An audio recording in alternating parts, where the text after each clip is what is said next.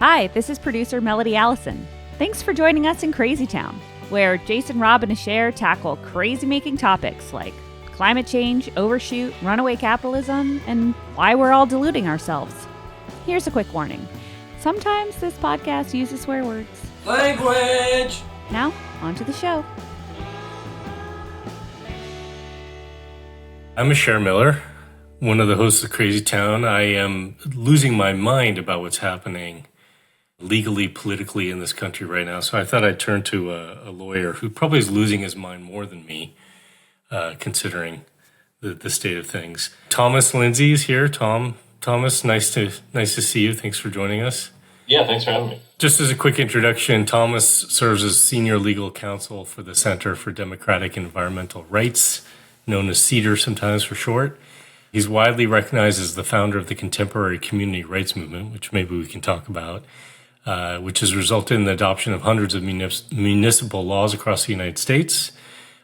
He's also drafted the very first rights of nature law in the world in Ecuador, and is the author of a couple books that are relevant, I think, for folks. One is Be the Change, How to Get What You Want in Your Community, and On Community Civil Disobedience in the Name of Sustainability. Two things that might be a little bit more risky these days than they might have used to be. So, Thomas, I appreciate you taking time to have a conversation with me. Let's say I'm going to date this because things seem to be happening very quickly in the world. Not sure exactly when we're going to get this out the door, but we're recording on April 2nd. And I was just listening to reporting on some of the folks have been rounded up recently and sent to some scary prison in El Salvador, who turn out to be, as far as we know right now, innocent of, the things they're accused of, but sent away anyway. And now the government's saying, oopsie, there's nothing we could do about it. So I am one of many people who are concerned about what's happening right now in this country, not just politically, but in terms of the attacks on the rule of law in the country. Lots of concerns about constitutional crises, either happening already or on the horizon. If, for example, the Supreme Court rules against the Trump administration and they decide not to honor their ruling. But, we were together, Thomas, a few weeks ago in California, and you went on this beautiful rant about the Constitution, about the things that we tend to kind of hold sacrosanct. Here we are, I would say people that are concerned about the attacks on the Constitution are trying to uphold it as this, document that we must preserve at all costs, which I kind of feel. But there's some issues, right, with the Constitution, with the way that the legal system has been set up in this country in the first place, and particularly how that impacts local communities, which I know you've been focused on a lot. So this is all a long preamble to turning it over to you to kind of go where you want to go and to help our audience understand just how bad things really are. Yeah, thanks for that. The things are bad. Nobody's contesting that at this point. The question is, kind of why have we ended up in this place that we have? Kind of this concentration of power and kind of waking up in the morning and not knowing what's going to happen the next day. And things are definitely worse now than they were, 4 years ago or during the Obama administration. We can keep going on with that. But some things are the same. They're just more obvious during things like the Trump administration. And so I think it's weird sometimes to start talking about the Constitution itself because it kind of comes out of context and most people are raised to think, that we live in a democracy and we have a constitution and the two are equated, that we must have a democracy because we have a constitution. People forget, of course, that China has a constitution, North Korea has a constitution, Russia has a constitution. It doesn't make them democracies. Right. But we have a constitution. Doesn't mean we're at actual democracy. But we're kind of basted in this myth that we live in a democracy. We've been taught it since elementary school, and we're taught that democracy equates to one person, one vote, and being able to elect our representatives, and that's how the system works. We got our start in a slightly different place, which was trying to actually apply democracy to grassroots activism. Mm-hmm. So, coming out of law school, long story short, I created a law firm to provide free legal services to community-based environmental groups. So these are, grassroots groups that get together around their kitchen table to stop a fracking project or a 20,000 head hog factory farm that's proposed for their community. Why did you get into that work? Like, were you an environmentalist yourself, or was it just more coincidence that you heard from folks? Yeah, it's always a tough question to answer, but I grew up in a family of biology professors, so academics, and they did wildlife rehabilitation in their spare time. And sometimes I think it all just goes back to values that you're raised with. And, we raised 3 raccoons for a couple years running around the house and blue jays flying Raccoons around. in the house? In the house, yeah, for 3 years before we released them into the wild. So it was kind of a unique upbringing and kind of gave you an appreciation for life. And I think wanting to find some way to give back, some way to be useful, meaningful. I started out as a marine biology major and decided that was too much work. And so you went to law?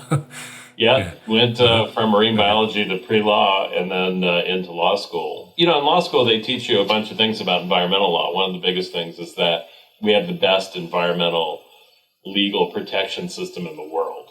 And in fact, they teach you that it's so good that we export our environmental laws and regulations to other countries. USAID was actually a big part of sending lawyers to other countries to help them replicate U.S. environmental regulatory structures around environmental law. And so growing up, going through law school, you basically come to the realization that, well, the laws aren't the problem because we're the best. We're the best of the best of the best. And so the laws aren't the problem. The problem is that the laws must just not be enforced. We don't have enough pro bono lawyers in the environmental field to enforce the laws. That must be the reason why things are so bad. Because you could look at the Clean Air Act and the Clean Water Act on one hand, then look out the window on the other, and it doesn't take a brain surgeon to understand that things were bad then and worse now in many ways. And so we said, okay, the laws aren't the problem. It must be lack of environmental lawyers. And so we opened up a firm right out of law school to provide these free legal services to environmental groups, specifically the ones on the ground where a frack well is coming in next door, or generations old farmers who were contesting this company coming in to put in this hog factory farm, or a toxic waste landfill. I mean, water withdrawal. It could be anything. Industrial water bottling plant. The thousands of different issues that grassroots activists deal with every day. Because in the end, capitalism, this kind of sucking out of stuff has to happen on the ground somewhere. Right. It has to happen. And we're not talking about rabid, enviro activists in many cases. We're talking about people who are being impacted. They don't see themselves as activists, right? They're just trying to protect their community. And I would say 90% of the people that we dealt with in those first 10 years were first-time activists who would not even like the label activist being applied to them. And in Pennsylvania, which is where I went to law school, we have this old joke that was told by James Carvell, which he said Pennsylvania has Pittsburgh on one side, Philadelphia on the other, and Mississippi in the middle. And that's where our work was in that rural T in Pennsylvania.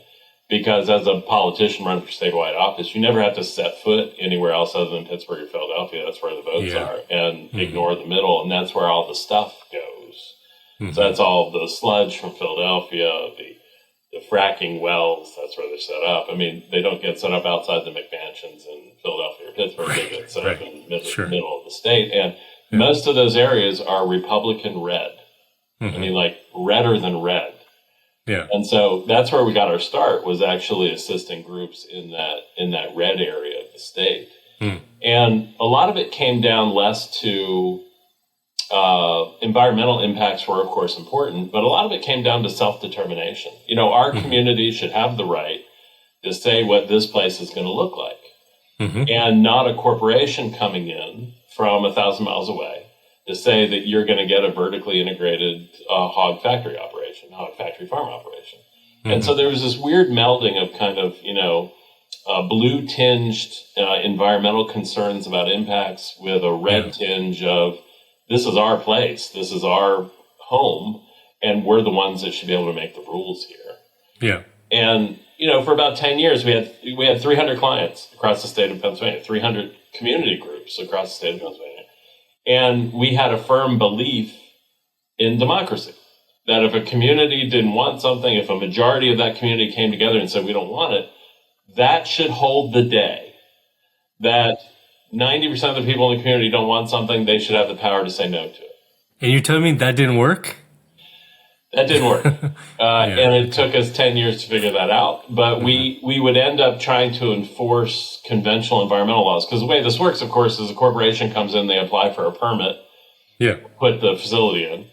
They apply for a permit to the state environmental agency, and then environmental lawyers come in and try to argue that it was a mistake that the permit issued. That there was a gap, an omission, a deficiency, there was a signature it wasn't given, a bond that wasn't posted, something missing in the application. So that's what environmental lawyers do. And we would it's like technicality stuff, basically. Absolutely. Yeah, it was it's all about attacking the permit application and trying to argue that the agency did the wrong thing. Yeah. And a lot of times we would win. The judge would say, you're right, on page 8, line 16, there should have been a signature of the CEO instead of treasurer signed, and it wasn't good enough, and I'm throwing this thing out. And then we would have the community group come to us and say, oh my God, we won, that's great. And they would have a victory party at their house, one of their houses. And then they would call us in, and we would have food and drinks, and everybody would pat each other on the back and say, we're not going to get the hog factory farm. Well, what would happen 60, 90 days later was that the corporation would come back, and they would essentially say, thank you for finding the gaps, omissions, and deficiencies. I had lawyers from the biggest law firms in the United States come up to me after the hearings where we had won and thank me. You're doing their work for them. Yes, because then they could bill additional hours to the corporation to fix the permit application with the gaps and deficiencies we had found. That's a beautiful economy. Right, we were basically making money for the firms that were on the other side. Meanwhile, unbeknownst to me, there were structural issues at stake, which are that the monies that the corporation spent on defending the permit appeals under the tax system is tax deductible. It's a reasonable and necessary business expense under the tax code for the corporation to defend its permit. They just write it off. Yet the monies that the community was spending, on photocopies and all that was not tax deductible. And so there was a structural thing there, and I was dumb enough to do it for 10 years, banging my head against the wall trying to make it work. But there was a woman, Jane Ann Morris, at that time. She has passed from us now, but she was billed herself as kind of a corporate historian. And she said something that resonated with me for a long, long time. She said the only thing that environmental regulations regulate are environmentalists. Wow. Because they make us predictable as to how we fight when these battles come in. Yeah. And before we even get on the site, the industry has written the regulations already that govern the issuance of the permit. So why would the corporation put provisions in that allows the community to actually veto the project when the corporation is one writing the permit regulations? So they went way upstream. They basically, rigged it. Absolutely. And so when you arrive, in baseball analogy, it's the ninth inning, one hand, two hands tied behind your back. There's almost nothing to be done. And what was worse than losing those, because the community would come back to us and say, okay, we need you to do that jiu-jitsu again to get this newest permit application out, because the corporation would come back and resubmit. And we said, well, we can't do anything now because they filled in the gaps, omissions, and deficiencies that we had found. And then the community would get the hog farm or whatever else they were fighting. It was, I would say the worst part of all that was that it wasn't just the corporation that was running roughshod over the community. It was progressive groups like environmental organizations who have made careers out of perfecting their role within the regulatory system. So they would come in and say, we'll give you experts to testify on this or that in front of the agency. We'll help you do the permit appeal stuff. But basically like cattle to slaughter, a kind of not only the corporation sending the community down into that point where, in the slaughterhouse you get the bolt shot into your head, but progressive environmental groups were doing the same thing, which was validating the whole permit regulatory system and driving people down. They're reinforcing the system that was Absolutely. totally unequal and kind of rigged. Got it. Absolutely. Yeah. And so after about 11 years of doing this work, I quit. I said, we're not going to do this anymore, and was looking at other jobs, basically, to do something else other than law. And at that point, I ran into a guy named Richard Grossman, who's was a historian and known for setting up a group called the Program on Corporations, Law, and Democracy. And he was looking at this whole regulatory system as a mechanism of control over us. Yeah. Because it makes us predictable as to what we do, and it's no surprise that we're losing. The whole system operates as a giant hamster wheel, basically relegates communities to them becoming fundraisers for the lawyers, even though the lawyers know the case can't be won. Yeah. And so it's no surprise we are where we are. But I had never heard someone taking a systemic kind of, what's the structural problem here? It's not just that we don't have enough money or signs or, markers or whiteboards, or we didn't get enough people to the demonstration. It doesn't matter that we do all those things because we're nibbling around the edges. It's a script that's been written for us, and we follow it very obediently. And the environmental community, more than others, has done that. And so we kind of left that arena and decided to do something else. And that's when the community rights movement was born. And the community rights movement kind of asked the question, why don't we have democratic control at the local level to say no to these things that are going to harm us if they come in?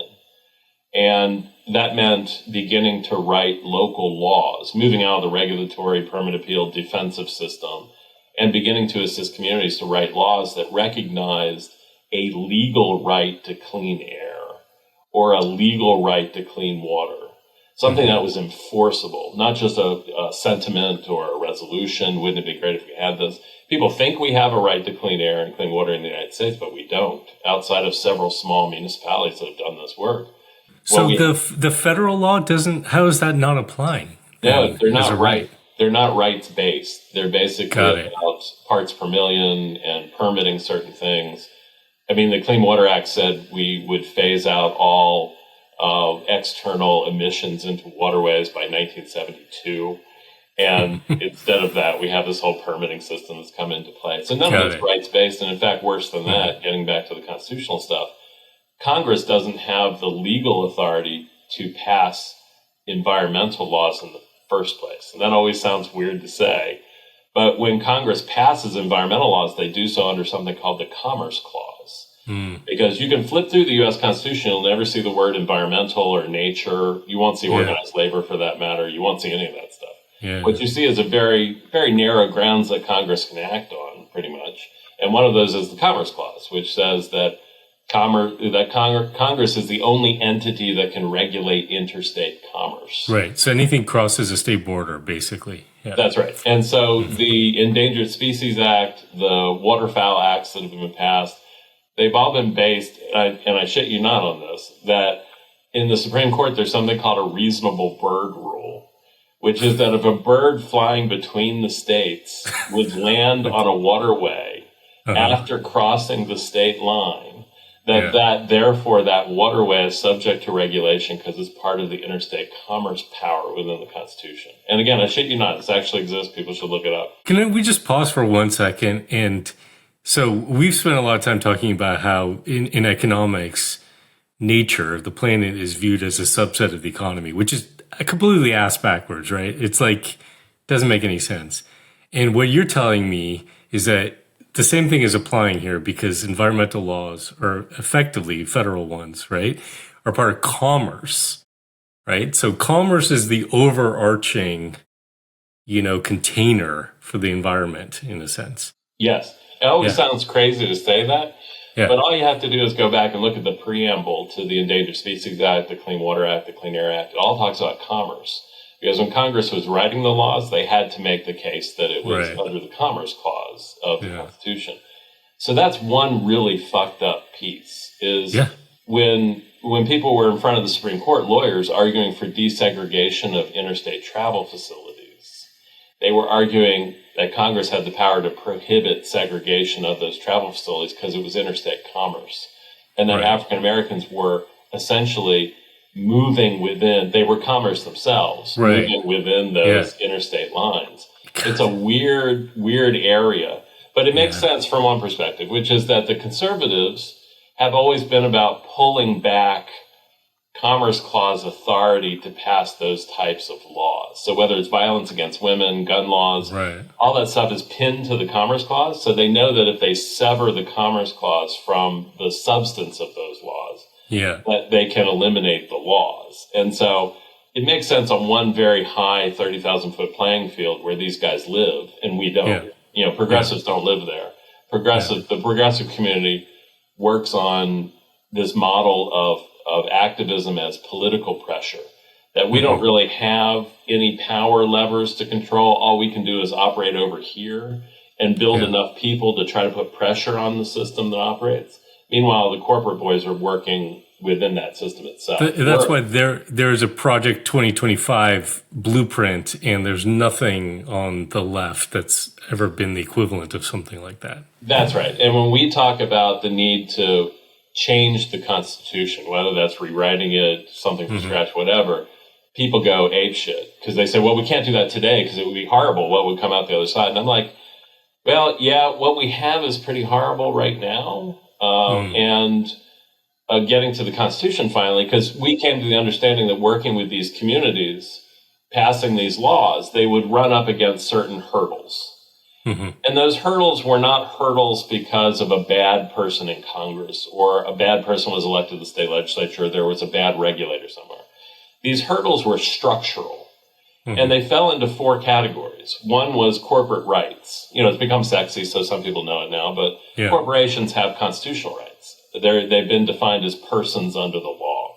And a lot of that sounds academic, but it's not, because they use it to sue communities when communities violate those rights. And so when we were passing these community rights laws, we would get lawsuits from the corporations that would lay out these four grounds about why communities didn't have democratic authority to say no to something coming in by recognizing. Because it was their constitutional right as a non-entity to. That is correct. So corporate rights are a big piece of it. Preemption is another piece where, of course, the federal preempts the state preempts the local. We all know that. But it gives almost unharnessed authority to state legislatures to move at the behest of certain industries and corporations to override local fracking bans or bans on agribusiness activities, whatever that may be. We've seen that again and again. Absolutely. And then there's this little known thing called Dillon's rule, which is the flip side of preemption, which is the legal theory that if the state legislature hasn't specifically allowed you to pass a certain law, that you automatically don't have that authority anyway. And so it's like, you know, these are the kinds of things that come up. And then the fourth one, which a lot of people talk about, which is censorship of the brain. We can't even imagine. We're confused by our own confusion.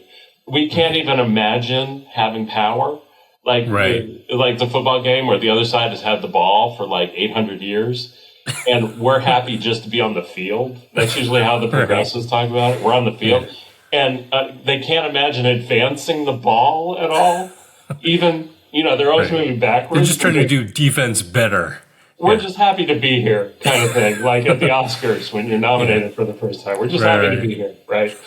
And so, but we have to build a movement of some kind that not only understands the need to be on that field and understand what the real variables are that are being played. Because there's a thumb on the side of commerce and property and corporations that's in the source code, the Constitution itself. So when we talk about corporations having rights, a lot of progressive people say, oh my God, that's crazy. Corporations should have rights. That must be a mistake. It's not a mistake. English law prior to the Constitution had corporations having rights. Church corporations had rights. Some trading corporations had rights. Were recognized as persons or legal entities. Interesting. The founders kind of, you know, in shorthand, we built a constitutional structure, the DNA, the source code of this country, in kind of the same mold, which was to recognize property and commerce as the end-all, be-all kind of thing, because after all, this was the late 1700s, and we were at risk of being invaded. In fact, we were invaded in 1812 by the English. And So they were looking at imminent things that were happening, and they said to themselves, we need to grow as quickly as possible. We need to exploit our natural resources as quickly as possible. We need to grow as big as possible so that we're not at risk of being invaded. And we're going to write a governing document that does just that. And they did it. They didn't, the founding fathers, quote unquote, didn't know anything about deforestation or ocean acidification or limits to growth or ecology or any shit like that. Yeah. We have a operating system that's basically a 1.0 at this point. 1.0, it's like Word 1.0. And it's stuck back in that time frame in the 1780s. And it's all about property and commerce. And it's all about who wrote the damn thing as well, because at the time it was written, and some estimates vary, it's between 4 and 17%. Only 4 to 17% of the entire public was covered by the protections of the Constitution from the beginning. At that time. Because it was white males with property. Those are the only people that were people under that thing. Right. And so Matt Worker... Oh, other than corporations. That's correct. So Matt Worker, as the famous cartoonist, in a cartoon one time, it showed the founding fathers in their wigs. And of course, some of them had slaves outside washing their underwear and stuff like that. But in the window, it had African Americans looking in, and Indigenous Americans looking in, and women looking in. That cartoon is actually wrong because nobody even knew the thing was happening. Right. Most people didn't even know the thing was happening.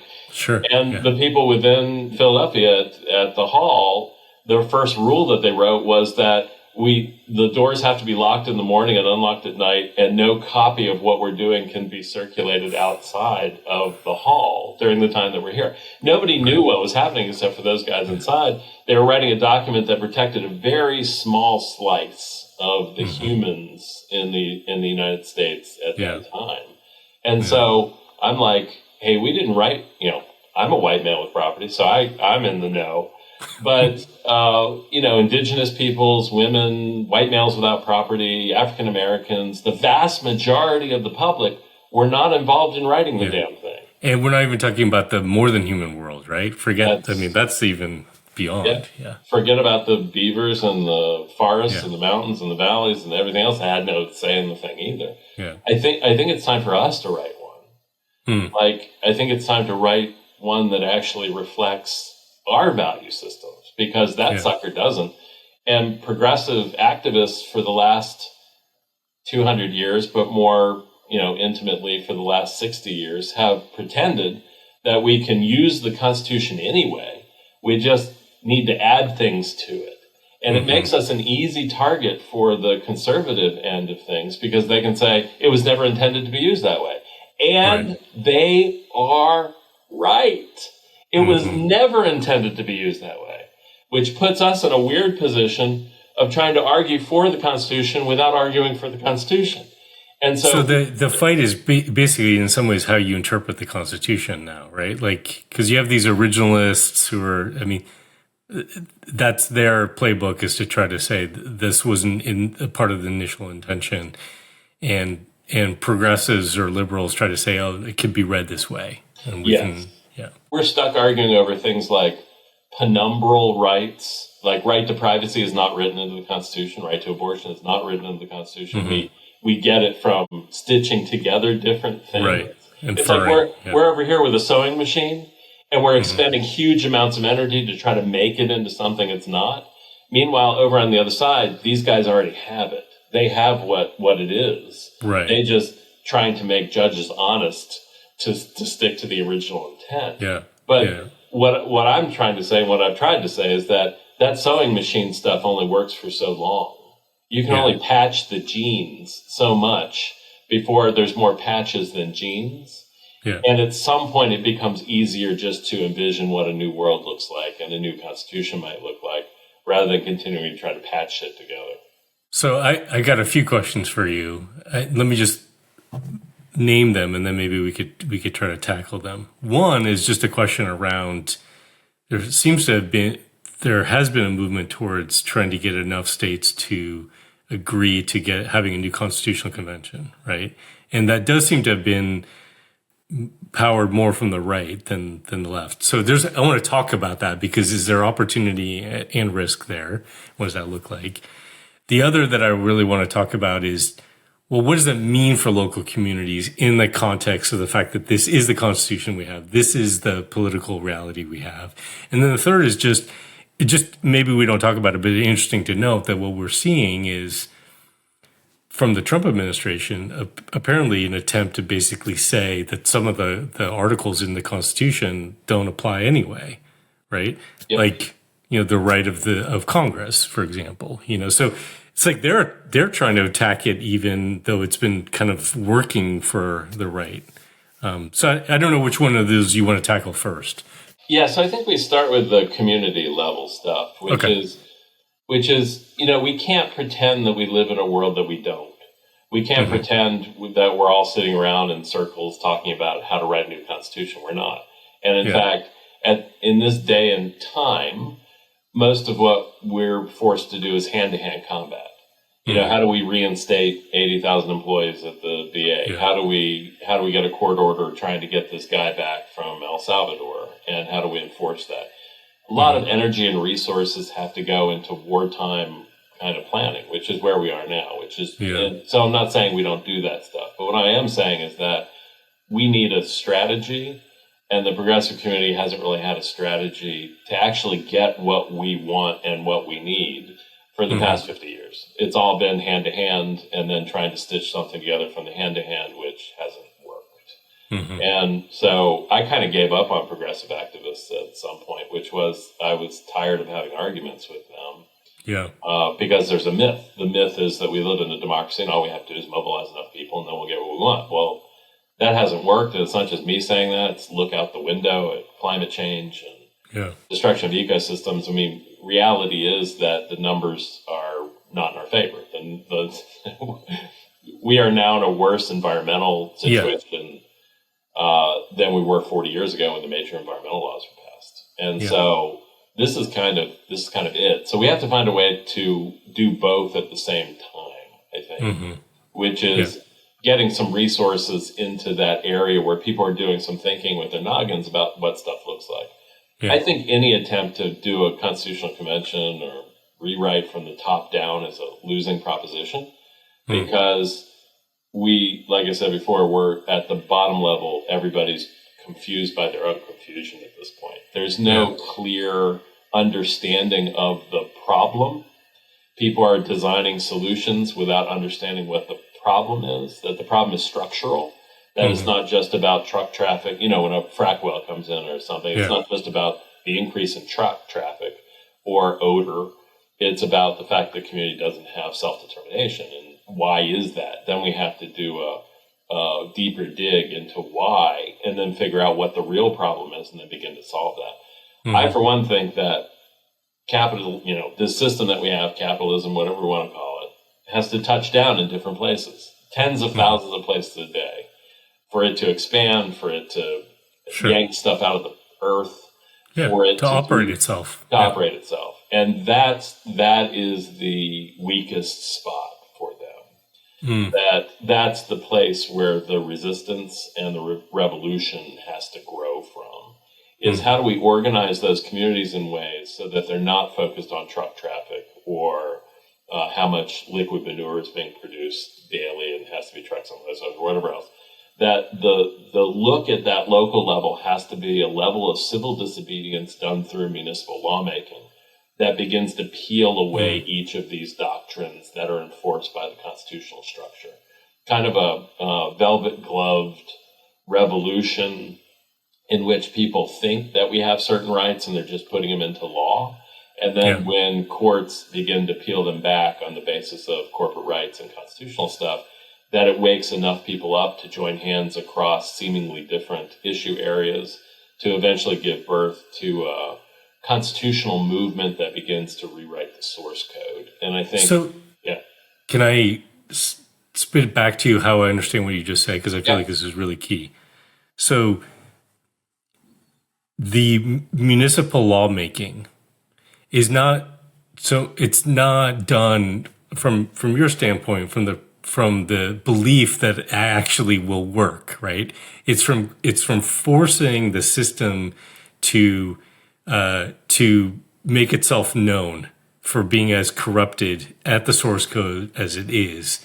So these efforts will effectively fail in court, right? Because corporate rights, state over, jurisdiction over, or federal jurisdiction over, will undo these things. And that will create that moment of crisis and recognition on the part of local communities. Is that a fair way of describing what you're saying? I think it's close. And some have won because a corporation doesn't want to get into a fight with something new at the grassroots level. And they'll go someplace else. They'll go next. Got it. So in a bunch of places, the laws have worked. Got it. And in fact, there have been some judges that have filed opinions. We had this great one in Western Pennsylvania a number of years ago where she said corporations are just like grapevines that can be pruned by the people at will. I mean, this great judicial decision that came out. You never know when the right judge in the right place will actually begin to agree with some of this stuff. In some ways, it's like the MAGA movement, which has done a very good job of peeling back these different layers to become something real. Yeah. And so I think some of that will happen. But a lot of it is about picking that bigger fight. And the product is not necessarily the ink that makes up the ordinance or the law. The product is the people who have come to an understanding of what their country actually is, and then begins to radicalize them towards a much different kind of vision. So it's a means of trial by fire, means of engagement. It's true democracy or whatever, citizen participation in action. Yes, and it's also people beginning to have agency again. Yeah. So moving towards seeing themselves as lawmakers, law adopters, law enforcers. The great news is the perfect storm in the U.S., at least, is that 30 states have direct ballot citizen initiative laws, which allow people to go over their local government, because a lot of this is too controversial and too confrontational for local government officials. Yeah. So they can collect signatures. In New Hampshire, you need 10 signatures. Crazy. Put something onto a town meeting warrant that then becomes law if you adopt it at the town meeting. These options are available a bunch of different places. And in fact, the vertical column that you can build is the local lawmaking, but some states have the ability to put a constitutional amendment on the ballot as well. And a constitutional amendment for the ballot at the state level could join these entities within each state to drive towards state constitutional change. That state constitutional change could eventually give birth to a federal constitutional change movement. You know, the women's rights, the suffragists, they started in Western states, which granted women the right to vote long before the passage of the 20th Amendment gave women the suffrage right nationally. So I think it's about those bite-sized pieces building up to something and then changing something higher up.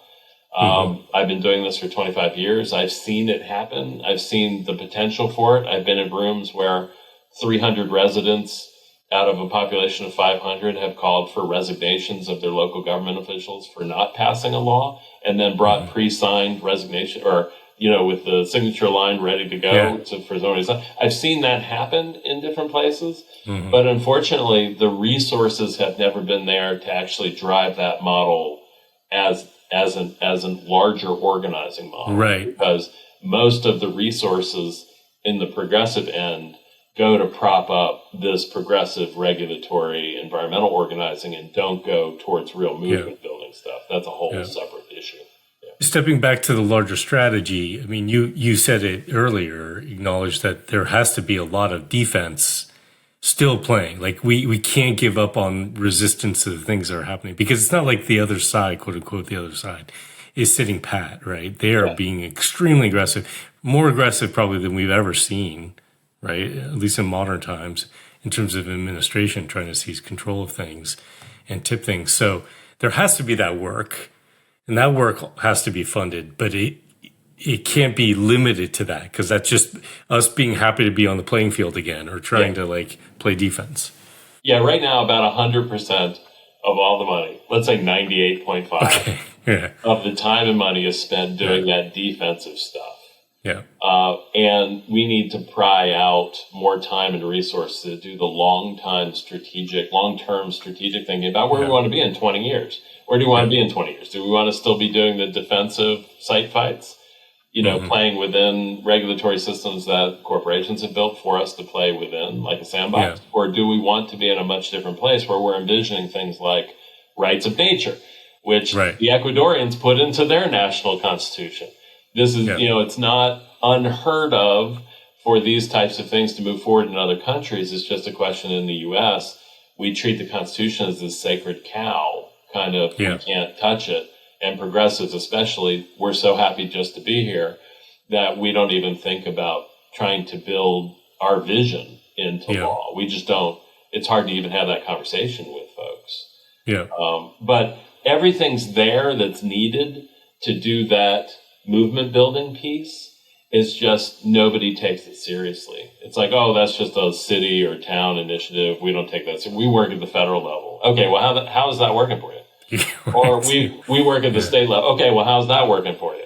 So there needs to be something else. And we just got tired of having conversations with progressives who have no clue, which is natural that progressives are where they are because the progressive movement came out of the efficiency reform movement of the early 1900s. That's where the progressive activists come from. They were not against the corporate workplaces. They were about making the corporate workplaces more efficient.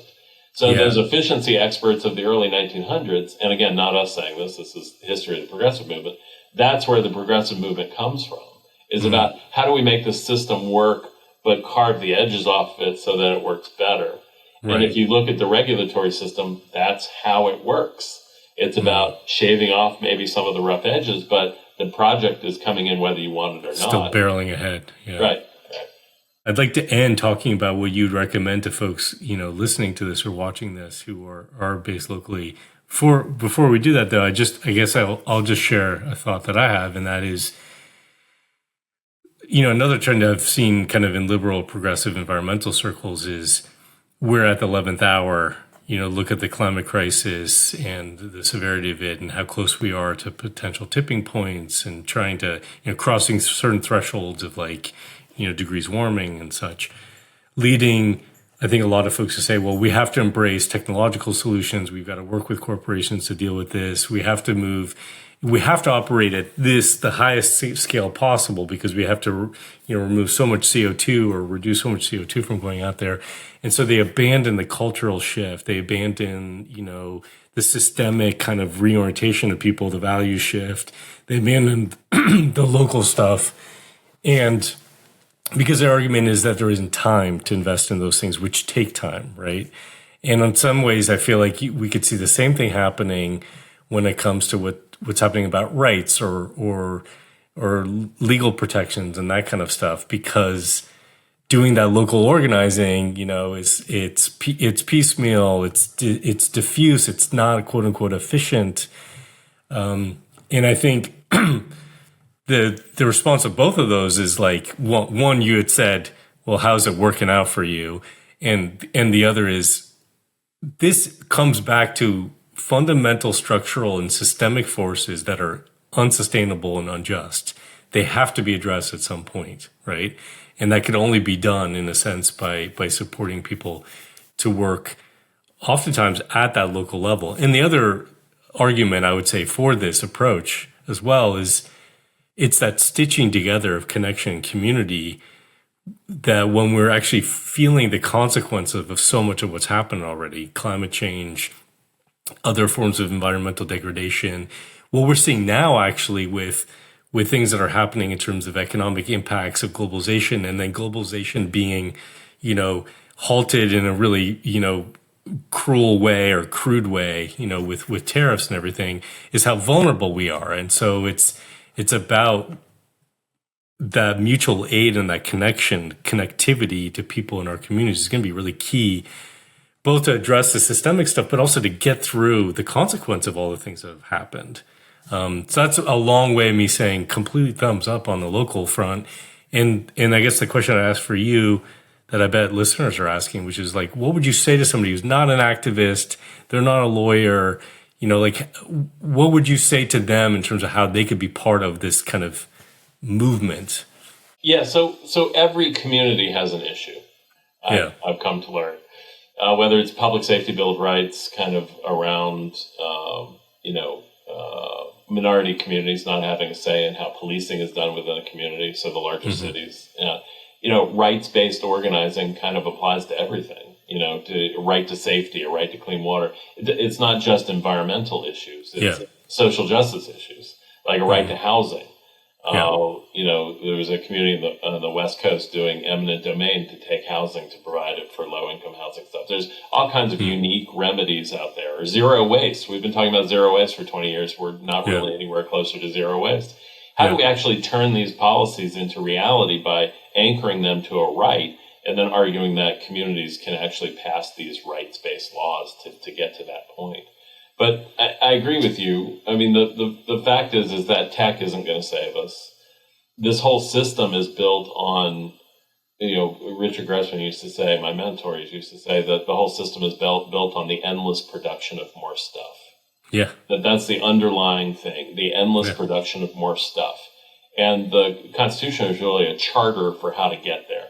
It's how to protect the mechanisms of production to actually achieve that goal of the belief of endless production of more stuff. And until we deal with what's causing the issue, rather than what is the after effects or externalities of that system functioning, then we're all cooked. And if someone had started this 20 years ago, we wouldn't be in the place that we're at. I feel that sense of emergency as well, that we are coming to the end of our time here. But the fact is that unless we deal with the structural underpinnings, it's like a marriage. You get structural underpinnings of a relationship, and you're just patching stuff every day. Eventually, the marriage is going to fail. And so it's not if you have more and more kids, Thomas. Right. That's the answer. More and more. Or pets. Or pets. Yeah, sure. And so we're in that place where we have to deal with the demons that were built into this thing from day one. And the longer we wait, the worse it gets. I mean, that's just where we are. So there isn't, you said 98.5%, of the resources are going to, just trying to things that just keep us on the field, so to speak. Considering that there isn't a real infrastructure in place for this, what would be the recourse for somebody who's like, the first thing that I heard from you is like sort of identify what the issues are in the community, understand those, and that might be a way of trying to help organize people. But it's not like there are a ton of legal resources or whatever. What would be the recommendation for somebody to try to move that forward? Well, the easiest thing is get in touch with us, because that's the kind of work that we do, and we're happy to help out and provide templates and things like that. But in the end, the resource issue comes to haunt us, because the fact is that we're all low on capacity, and that capacity has to grow, which means more money has to be given to the deeper stuff. We're just now seeing some of this reimagining philanthropy kind of movement towards funding different things that has to speed up. But there was, what was it, $80 million spent on the Wisconsin Supreme Court race this past. That's $80 million. Yeah. I mean, our budget never even approached anywhere near that kind of number. And so to me, what $80 million could do, a relatively small investment in the bigger scheme of things, would be extraordinary. It's just a question of those resources have never come face to face with the reality that we have to do that deep digging, kind of how deep do you have to go to dig the cancer out? And very few people can actually imagine having a new constitution or more realistically, a movement that would yield a new constitution. But all the pieces are there. It's just a question of resources. We've basically done proof of concept, which is you can do it. A community is capable of doing it. Capable of getting to court, capable of making the arguments, all that stuff is there. And the ballot initiative stuff is there, ready to be taken. If you only need 10 signatures to put something on the ballot, that's like, why aren't we doing that? That's what keeps me awake at night. Why aren't we doing the kinds of stuff that we need to do to blueprint what that eventual constitutional change looks like and build these pockets that eventually combine and then build up to do something bigger? That's the question to me. I think one of the places that we could start is maybe storytelling some of these. You've talked about some of these wins, some of the different approaches people have taken. I think even just sharing some of those stories can be inspiring for others and serve as a bit, not a blueprint, but as sort of a model, an inspiration for people to take things on. And the other is just helping people understand what you've described, which is like, this is the source code, and we have to address that. Yes. So maybe we begin there. Yeah. So I just finished a memoir of sorts that goes through all of these battles that we've done over the past 30 years and kind of lessons learned from those battles. And I think maybe one of my last gifts out is kind of this is what has happened, this is where we are, this is what's needed kind of thing. But in the end, without a different kind of grassroots activism that's not focused on playing within the rules that somebody else has set for us and instead moves outside of that, I think we're pretty much cooked. I mean, that's the... Well, I don't want to be cooked, so let's get to work on this stuff and see what we can support. Thanks, Thomas. Really appreciate all the work that you've done over decades and for helping our audience here understand that we live in crazy town in a way that maybe we didn't even we didn't realize with this legal stuff. Okay, thanks so much. Yeah. Take care. Thanks for having me.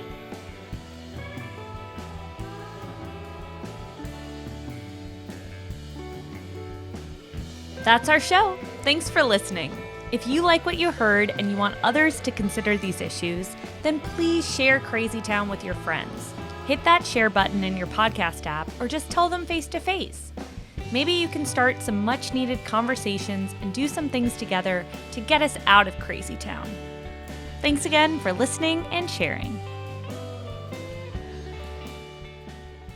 Crazy town, da da da da da da da, crazy town.